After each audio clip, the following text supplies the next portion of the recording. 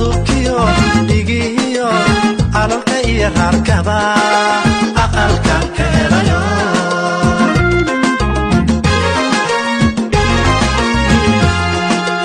intaad dibadda joogo maajashu ii timaadana kilayso ambinaye ilkay ku yiilo arligayo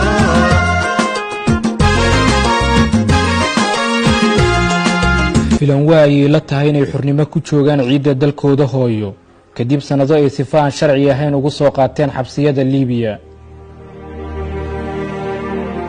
waxaan ka nimid caasimadda Liibiya Trabulus xabsiyadeeda ugu dhaadheer Daarushaka Goorshaar iyo Shaarisawiya aad iyo aad baan u faraxsanahay maadaama aan ciideedii dalkii iyo ciideedii hooyaday iyo dalkayga in xorriyadooda ay helaan dalkoodana dib loogu soo celiyo 97 kan muwaadin ee ka soo degay garoonka aadan cadde waxa ay ka dhalatay kulan 29 Diseembar 2021 Istanbul ku dhex maray madaxweynaha jamhuuriyadda mudane Maxamed Cabdullaahi Maxamed Farmaajo iyo madaxweynaha golaha madaxtooyada Liibiya mudane Maxamed Yuunus Almenfi kulanka oo daarnaa xoojinta iskaashiga iyo sidii ay xorriyadooda u heli lahaayeen muwaadiniinteena ku xiran Liibiya. Wallahi hortaadiyaan maanta aan shucuurtada iyo dareenkayga aadlo dalkayga aad baan ugu faraxsanahay meeshaan imid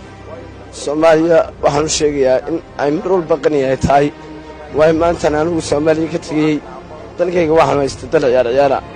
laakiin maanta waxaan ogaaday in aan muwaadin Soomaaliyeed oo dhab aan anigu yahay waxaan u sheegayaa dhalinyarada ku fikiraysa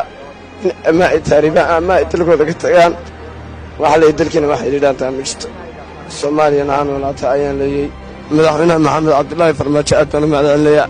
سينا رنتو والله نبطي حتى ديما تلنا بتشرب شوية مدعمنا